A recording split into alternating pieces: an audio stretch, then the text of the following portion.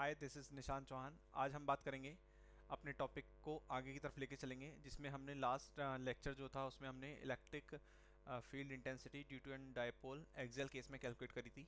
आज हम बात करेंगे इक्वेटोरियल केस की। तो आप देख सकते हैं यहाँ पर एनसीईआरटी में हम यहाँ किसकी बात करेंगे, for points on the equatorial plane. तो इसे मैं आपको अलग से जाइड बोर्ड पर समझाता हूँ, देखिए ध्यान से। तो क्या करते हैं हम, सबसे पहले एक डायपोल कंसिडर कर लेते हैं।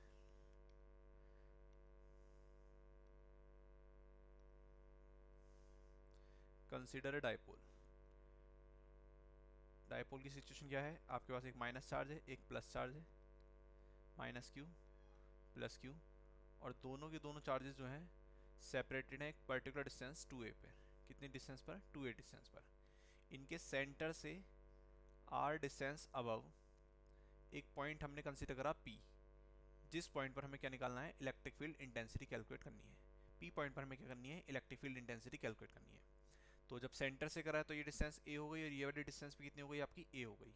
नाउ इन्हें मिला लेंगे हम कुछ इस तरह से। अगर ये एंगल थीटा है, हम कंसिडर कर रहे हैं इसे थीटा, और इसे भी कंसिडर कर रहे हैं थीटा कंसिडर कर रहे हैं। क्योंकि हमें कैलकुलेट करना है क्या, electric field intensity due to an electric dipole. क्या कैलकुलेट कर रहे हैं हम, electric field intensity due to a electric dipole, due to a electric dipole. और किस केस में, आप इक्वेटोरियल केस में, इक्वेटोरियल केस में आप इसे कैलकुलेट कर रहे हैं। ठीक है, तो आप देख सकते हैं माइनस चार्ज है तो फील्ड की जो डायरेक्शन होगी टुवर्ड्स चार्ज होगी, और प्लस चार्ज है तो फील्ड की डायरेक्शन का होगी, अवे फ्रॉम द चार्ज। तो ये हो जाएगी इलेक्ट्रिक फील्ड किसके थ्रू, ड्यू टू प्लस क्यू, और ये किसकी डायरेक्शन हो जाएगी, इलेक्ट्रिक फील्ड ड्यू टू किसके थ्रू, due to minus Q. Clear है इतना। अगर मैं इस लाइन के पैरेलल एक लाइन ड्रॉ करूं कुछ इस तरीके से, तो अगर ये एंगल थीटा है तो ये वाला एंगल भी कितना हो जाएगा, थीटा हो जाएगा। सेम एज ये एंगल थीटा है तो ये वाला एंगल भी कितना हो जाएगा, थीटा हो जाएगा। ठीक है, अब हम क्या करेंगे, चूंकि इलेक्ट्रिक फील्ड वेक्टर क्वांटिटी होती है, एंगल मेक हो रहा है तो आप कंपोनेंट डिजोल्व करेंगे। तो मैं इस पर्टिकुलर पोर्शन को मैं आपको अलग से बना के दिखाता हूँ, देखिए ध्यान से। ये पॉइंट P है, और इस पॉइंट P से कुछ, एक सेकेंड, ये पॉइंट P है और इस पॉइंट P से कुछ इस डायरेक्शन में तो गया है electric field due to plus Q, और इस डायरेक्शन में गया है क्या, electric field due to minus Q. Clear है। और यहाँ से इसने दो एंगल बना रखे हैं, आपका ये भी थीटा है और ये भी कितना है, आपका थीटा है। कंपोनेंट, ये पॉइंट क्या है, आपका P पॉइंट है। कंपोनेंट सॉल्व करने के लिए मैंने आपको पहले भी बताया क्या, कि जिस लाइन से थीटा जुड़ा होता है वो कंपोनेंट किसका होता है, कॉस का। दैट मीन्स इस डायरेक्शन में जो कंपोनेंट हो जाएगा वो किसका हो जाएगा, E plus Q cos theta. और इसके अपोजिट दूसरा कंपोनेंट किधर जाएगा, इस डायरेक्शन में जाएगा, वो कितना जाएगा, E plus Q sine theta. Same as इस तरफ बात करते हैं इस वाले माइनस क्यू के लिए, तो कॉस कंपोनेंट इसका इसी डायरेक्शन में जाएगा, कितना, E minus Q cos theta. और इसके वर्टिकल डायरेक्शन में कौन जाएगा, vertical downward, E minus Q sine theta. हमने क्या करा, एक्स एक्सिस में और वाई एक्सिस में, दोनों एक्सिस में आपका फील्ड की वैल्यू पुट कर दी। अच्छा देखेंगे ध्यान से, ये A है, ये R है, तो ये डिस्टेंस कितनी हो जाएगी, अंडर रूट में are square plus A square. Same as ये वाली डिस्टेंस भी कितनी होगी, अंडर रूट में are square plus A square. Now हम one by one electric field calculate करेंगे। सबसे पहले अगर मैं बात करूं electric field along Y axis, तो आप देख सकते हैं एक कंपोनेंट पॉजिटिव डायरेक्शन में और एक कंपोनेंट किधर है, नेगेटिव डायरेक्शन में। तो कितना हो जाएगा ये आपका, प्लस ई प्लस क्यू साइन थीटा, और एक डाउनवर्ड है तो माइनस ई माइनस क्यू साइन थीटा। हमें क्या करना पड़ेगा, ई प्लस क्यू और ई माइनस क्यू की वैल्यू पता होनी चाहिए। तो आप देख सकते हैं, इसे मैं पहले लिख देता हूं, since E plus Q equal है किसके, ई माइनस क्यू के। कैसे है इक्वल, देखिए ध्यान से, 1/4πε0। पॉइंट चार्ज के लिए आर डिस्टेंस पे इलेक्ट्रिक फील्ड का फॉर्मूला हमने पढ़ा है 1/4πε0 क्यू अपॉन आर स्क्वायर। तो यहाँ पे कितना हो जाएगा, 1/4πε0, चार्ज हो गया क्यू अपॉन डिस्टेंस कितनी है, देखिए जितनी डिस्टेंस यहाँ से लेके यहाँ तक की है उतनी डिस्टेंस यहाँ से लेके यहाँ तक की है। अब वो कितनी है, अंडर रूट में are square plus A square. तो जब हम इसका स्क्वायर करेंगे तो क्या बचेगा, केवल आर स्क्वायर प्लस ए स्क्वायर। अब जब ये दोनों बराबर हैं तो उस सिचुएशन में क्या होगा, ये वाला कंपोनेंट इस वाले कंपोनेंट को कैंसिल करेगा, और कैंसिल करके net electric field Y direction में कितना दे देगा, जीरो दे देगा। Net electric field Y direction में कितना हो गया, जीरो हो गया। अब हम बात करते हैं एक्स डायरेक्शन की। तो जब हम इलेक्ट्रिक फील्ड एक्स डायरेक्शन की बात करेंगे तो हम देख सकते हैं ई plus Q cos theta negative direction में जा रहा है और माइनस क्यू कॉस थीटा भी किधर जा रहा है, निगेटिव डायरेक्शन में। तो minus of E plus Q cos theta और minus of E minus Q cos theta. ठीक है, अब चूंकि दोनों E plus Q E minus Q दोनों बराबर हैं तो कोई सी भी एक वैल्यू ले सकते हैं हम। तो हम क्या करेंगे, माइनस ऑफ कितना हो जाएगा, टू टाइम्स ऑफ, हमने प्लस वाली वैल्यू ले ली E plus Q cos theta. अब हम इनकी one by one value put करेंगे, देख सकते हैं ध्यान से आप, minus two E plus Q की वैल्यू कितनी है हमारे पास, one upon four pi epsilon naught Q upon are square plus A square, और कॉस थीटा क्या होता है, बेस अपॉन हाइपोटेनस। तो आप देख सकते हैं ये थीटा है, ये बेस है ए, और हाइपोटेनस कितना है, ये है। तो इसकी वैल्यू पुट कर देते हैं, ए अपॉन कितना हो जाएगा ये, are square plus A square, और पूरे की पावर कितनी, वन बाई टू, मतलब क्या आपका स्क्वायर रूट। ठीक है, इसे फर्दर सॉल्व करते हैं। जब इसे हम सॉल्व करेंगे तो ये कितना आ जाएगा, देखिए ध्यान से, प्रॉपर फॉर्म लिखते हैं, minus sign as it is रहने देते हैं, one upon four pi epsilon naught, ये हो गया कितना ऊपर, क्यू इंटू टू ए, और डिवाइडेड बाई कितना हो गया, आर स्क्वायर प्लस ए स्क्वायर की पावर वन यहाँ पर है, वन बाई टू यहाँ पर है, तो कितनी हो जाएगी, आर स्क्वायर प्लस ए स्क्वायर की होल पावर कितनी हो जाएगी आपकी, थ्री बाई टू हो जाएगी। कितनी हो जाएगी, थ्री बाई टू। हम जानते हैं electric dipole moment P is equal to क्या होता है, Q इंटू टू ए। कितना होता है, P vector is equal to Q into two A. तो इसका मतलब जो इलेक्ट्रिक फील्ड नेट होगा वो किस तरफ होगा आपका, एक्स डायरेक्शन में, क्योंकि आपका वाई डायरेक्शन का तो जीरो हो गया था, और वो किसके इक्वल होगा, minus of one upon four pi epsilon naught Q into two A, क्या हो जाएगा आपका P, और डिवाइडेड बाई कितना, आर स्क्वायर प्लस ए स्क्वायर की होल पावर कितनी आपकी, थ्री बाई टू। ठीक है, अभी और सॉल्व करते हैं इसे, स्पेशल केस अगर आर ग्रेटर देन ए होगा तो ऐसी सिचुएशन में are square much much greater than क्या हो जाएगा, ए स्क्वायर। क्या मतलब, अगर मैं इस आर पॉइंट को यहाँ से ना मान के बहुत ऊपर ले जाके मानूँ तो उसके कंपैरिजन में ए स्मॉल हो जाएगा, देन उस सिचुएशन में हम ए स्क्वायर को क्या कर देंगे, नेगलेक्ट करेंगे, और जब नेगलेक्ट करेंगे तो कितना आ जाएगा हमारे पास, minus one upon four pi epsilon naught P vector, और डिवाइड बाई कितना आ गया आपका, देखो ये are square plus A square की पावर थ्री बाई टू है, जब ए स्क्वायर को नेगलेक्ट कर दोगे तो आर स्क्वायर की पावर थ्री बाई टू बचेगा, और टू से टू कैंसिल हो जाएगा तो क्या बचेगा, आर की पावर थ्री बचेगा। तो ये आपका एक इलेक्ट्रिक फील्ड आ गया कहाँ पर आपका, इक्वेटोरियल केस में। किस केस में आ गया इलेक्ट्रिक फील्ड, इक्वेटोरियल केस में आपका इलेक्ट्रिक फील्ड आपका कैलकुलेट हो गया। नाउ अब मैं अगर थोड़ा सा इसमें और मूवमेंट करूँ तो देखो इसे मैं साइड में लेके जाता हूँ। नाउ इसमें हम देखिए ऐड कर सकते हैं क्या, स्पेशल केस या नोट की फॉर्म में भी लिख सकते हैं आप। हमने जब एक्सियल केस में इलेक्ट्रिक फील्ड कैलकुलेट करा था तो हमारा कितना आया था, E axial is equal to one upon four pi epsilon naught two P upon are cube. Equatorial में कितना आया हमारे पास, वन अपॉन फोर पाई, जब मैग्नीट्यूड की बात करें केवल, one upon four pi epsilon naught P upon are cube. देखिए यहाँ पर जो ये निगेटिव साइन है ये केवल और केवल नेट डायरेक्शन को इंडिकेट कर रहा है। नेट डायरेक्शन किस तरफ है, इस तरफ है, लेफ्ट साइड में। ठीक है, तो हम क्या देख सकते हैं कि जो ई एक्सियल है वो किसके इक्वल है, to times of E equatorial के इक्वल है। ई एक्सियल किसके इक्वल है, to times of E equatorial के इक्वल है। क्लियर है इतना। नाउ अपनी एनसीईआरटी की तरफ चलते हैं आप, देखिए ध्यान से। तो हमने क्या बात करी, हमने बात करी,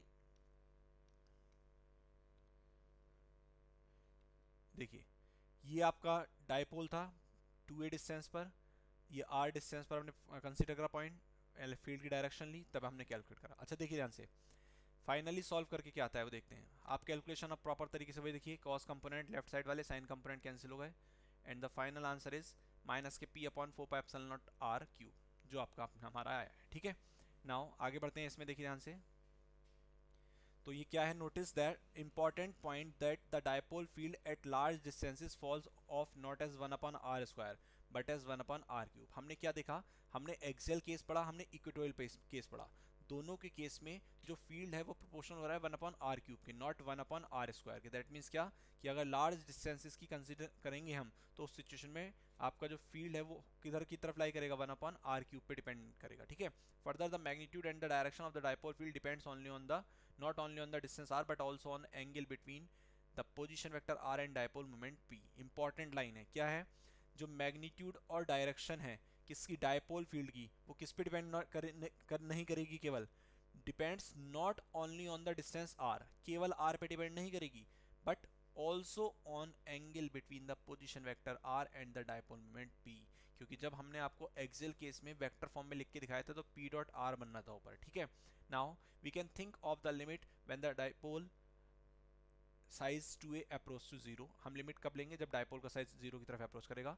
the charge q approach infinity in such a way that we product p equal q into two a is finite. That means क्या? अगर आप 2a को जीरो की तरफ अप्रोच करा रहे हो तो q को आपको इनफाइनाइट की तरफ अप्रोच कराना पड़ेगा।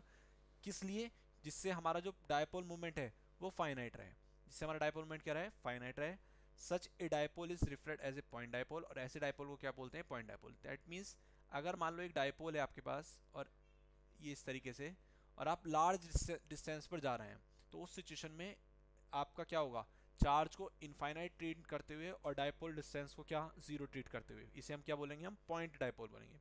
For a point dipole equation 1.20 and 1.21 are exact true for any r. देखिए ध्यान से हम देख सकते हैं ये वाली, ये दोनों इक्वेशंस क्या हैं?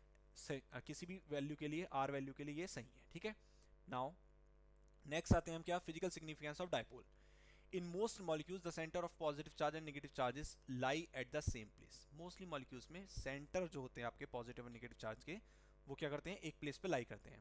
Therefore, the dipole moment is zero. और ऐसे molecules का dipole moment कितना होता है? Zero. जिनके center एक ही place पे lie करें, ऐसे molecules का dipole moment कितना होता है? Zero होता है। CO2 and CH4 are the types of molecule. Example दे दिया हमारे पास क्या? CO2 और CH4. However, they develop a dipole moment when an electric field is applied. लेकिन अगर इन डायपोल मॉलिक्यूल्स को, जिनका डायपोल मोमेंट जीरो है, किसी एक्सटर्नल इलेक्ट्रिक फील्ड में रखा जाए या फिर वहां पर एक्सटर्नल इलेक्ट्रिक फील्ड अप्लाई किया जाए, तो वो डायपोल मोमेंट एग्जिस्ट कराएंगे। But in some molecules the centres of negative charges and positive charges do not coincide.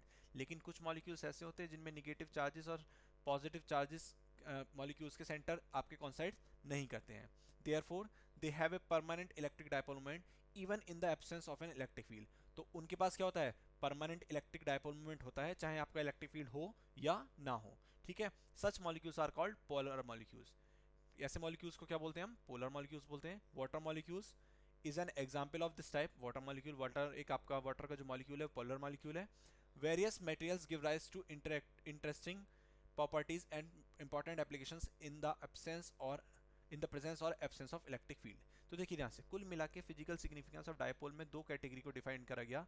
एक बार क्या कि पॉजिटिव और निगेटिव चार्ज जो आपके मॉलिक्यूल्स हैं उनके सेंटर क्या कर जाएं? कोइंसाइड कर जाएं। सेंटर क्या कर जाएं? उनके कोइंसाइड कर जाएं। और एक बार क्या कंडीशन है कि एक बार कोइंसाइड ना करें। तो जब वो कोइंसाइड करते हैं तो डायपोल मोमेंट जीरो होता है, लेकिन अगर आप एक्सटर्नल इलेक्ट्रिक फील्ड अप्लाई कर दो तो जो आपका मॉलिक्यूल है वो डायपोल मोमेंट एग्जिस्ट कराता है। जैसे आपके दो मॉलिक्यूल्स लिए गए यहाँ पर, एक CH4 और एक आपका क्या? CO2। एंड सेकंड कंडीशन, जब डायपोल्स के सेंटर्स कोइंसाइड नहीं कर रहे, दैट मीन्स वो कौन सी कंडीशन है? पोलर मॉलिक्यूल कंडीशन है, उसमें परमानेंट डायपोल मोमेंट एग्जिस्ट रहता ही रहता है, ठीक है। चलिए नेक्स्ट आते हैं example number 1.10। Two charges plus minus 10 microgram are place 5 millimetre apart. दो चार्जेस हैं 5 मिलीमीटर अपार्ट रखे हुए हैं दूरी पर। Determine the electric field at point P पर, और साथ साथ कहाँ पर? At point Q 15 centimetre away from O on a line passing through dipole. देखिए ध्यान से, अगर आप ध्यान से देखें तो इसके सॉल्यूशन को ना देखते हुए एनसीईआरटी के, हम अपने सॉल्यूशन के अकॉर्डिंग बात करें तो यहाँ से लेके यहाँ तक की जो डिस्टेंस है वो तो गिवन है आपको कितनी? 15 सेंटीमीटर। सेम एज O से लेके Q तक की डिस्टेंस, O से लेके Q तक की डिस्टेंस भी कितनी गिवन है आपको? 15 सेंटीमीटर गिवन है, ठीक है। ये Q चार्ज नहीं है, यहाँ पर पॉइंट है केवल, ठीक है। OQ भी कितनी है आपकी? वो भी कितनी है आपकी? 15 सेंटीमीटर, ठीक है। अब देखिए ध्यान से क्या, तो ये केस बनना है एक्सियल का, ये किसका बनना है? एक्सियल का। और ये किसका बनना है? इक्वेटोरियल का। ये किसका बनना है? इक्वेटोरियल का। तो देखिए ध्यान से, मैं साइड बोर्ड पे बताता हूँ आपको इस चीज को, इसे क्लियर कर देते हैं। यहाँ पे हमने पढ़ा E axial is equal to 1/4πε0 2p upon r cube, और हमने पढ़ा E equatorial is equal to 1/4πε0 p upon r cube. अच्छा, p इज इक्वल टू क्या होता है? सब जानते हैं, q into 2a। p is equal to क्या होता है? q into 2a। अगर आप ध्यान से देखें तो क्वेश्चन में q की वैल्यू गिवन है प्लस माइनस 10 माइक्रोग्राम, मतलब एक चार्ज प्लस में और एक क्या है? माइनस में। तो आपको इसी भी एक वैल्यू ले सकते हैं। और अगर क्वेश्चन को फिर से देखें तो जो देखो इन दोनों के बीच का सेपरेशन है 5 mm। कितना है? 5 mm। तो 2.5 mm होगा ए।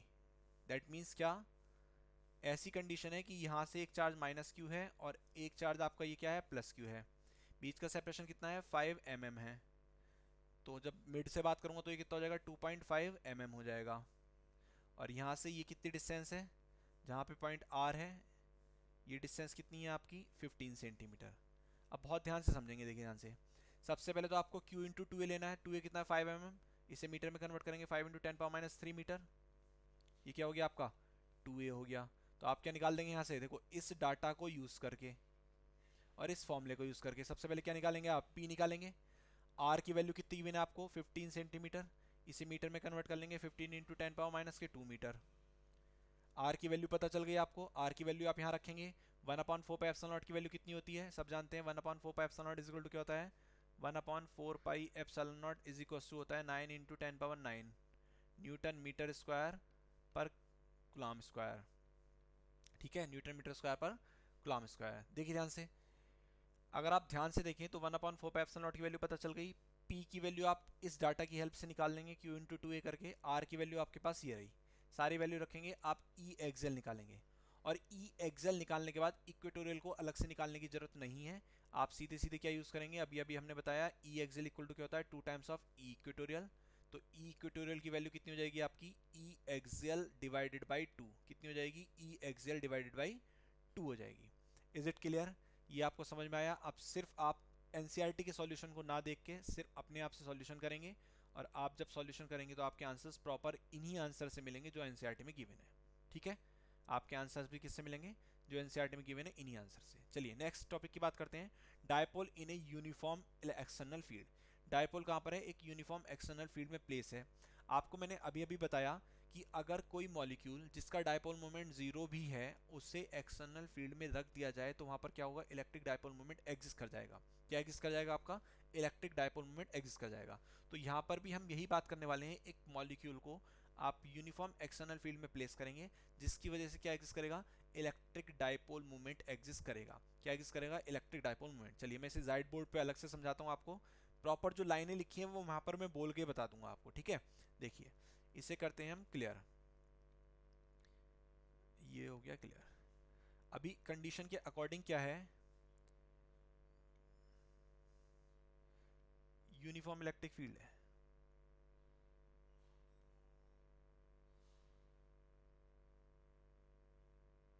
कुछ इस तरीके से,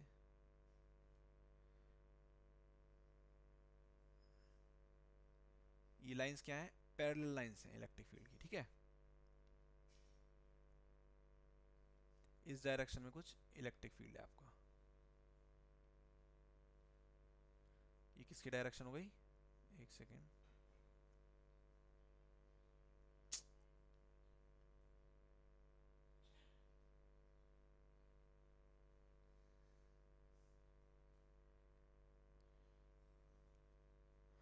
देखिए ये हो गई आपकी क्या, इलेक्ट्रिक फील्ड की डायरेक्शन, यूनिफॉर्म इलेक्ट्रिक फील्ड की, ई।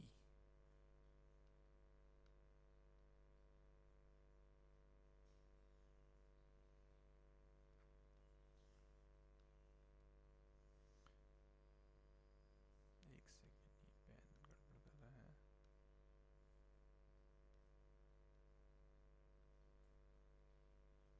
ये इलेक्ट्रिक फील्ड डायरेक्शन हो गई। अब हमने क्या करा, एक डायपोल प्लेस करा।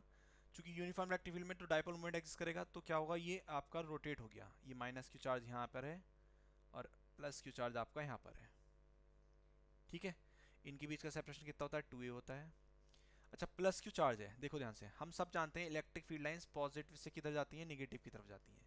ये क्या जाती हैं, इलेक्ट्रिक फील्ड लाइंस आती हैं। इसका मतलब अगर मैं यहाँ पर कोई प्लस क्यू चार्ज रखूंगा तो उसे कौन अट्रैक्ट करेगा, नेगेटिव चार्ज, मतलब फोर्स की डायरेक्शन इधर होगी। और मैं अगर यहाँ माइनस चार्ज रखूंगा तो कौन अट्रैक्ट करेगा, पॉजिटिव चार्ज, तो फोर्स की डायरेक्शन इधर होगी। तो इस प्लस क्यू चार्ज के थ्रू फोर्स की डायरेक्शन कैसे हो जाएगी आपकी, इस प्लस क्यू चार्ज के लिए तो फोर्स की डायरेक्शन हो जाएगी इधर, F due to plus Q. और इधर ये किस डायरेक्शन हो जाएगी, ये हो जाएगी F due to minus q. ठीक है, वैल्यू पुट कर लेते हैं। अगर कोई पॉइंट चार्ज इलेक्ट्रिक फील्ड में हो तो कितना फोर्स एक्सपीरियंस करता है, क्यू टाइम्स ऑफ ई। ऐसे ही F due to minus Q कितना हो जाएगा, माइनस के क्यू ई। ठीक है, तो नेट फोर्स कितना हो जाएगा, नेट फोर्स कितना हो जाएगा, plus Q E minus q E. That is equal to 0। That means क्या, अगर यूनिफॉर्म इलेक्ट्रिक फील्ड में किसी डायपोल को प्लेस करोगे, इस पे ध्यान देना, ये ऑब्जेक्टिव में भी पूछा था डायरेक्ट, अगर यूनिफॉर्म इलेक्ट्रिक फील्ड में किसी डायपोल को प्लेस करोगे तो उस सिचुएशन में नेट फोर्स कितना होगा आपका, 0 होगा। नेट फोर्स कितना होगा आपका, 0 होगा। अब अगर नेट फोर्स 0 है तो क्या एक्सपीरियंस करेगा, टॉर्क एक्सपीरियंस करेगा। और टॉर्क का फॉर्मूला हमने पढ़ा है क्या, आइदर फोर्स और मल्टीप्लाइड बाई परपेंडिकुलर डिस्टेंस।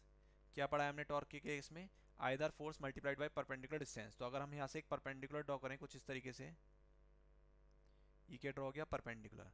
तो देखो ये 2a है, ये थीटा है, तो ये कितनी डिस्टेंस हो जाएगी यहाँ से यहाँ तक की डिस्टेंस, ये वाली डिस्टेंस, ये कितनी हो जाएगी 2a साइन थीटा। कितनी हो जाएगी 2a साइन थीटा। तो फोर्स कितना है हमारे पास, QE, और मल्टीप्लाइड बाई क्या हो गया, 2a साइन थीटा हो गया। अच्छा हमने पढ़ा है Q into 2a is equal to P, अभी बताया था मैंने आपको। तो ये कितना हो जाएगा PE साइन थीटा।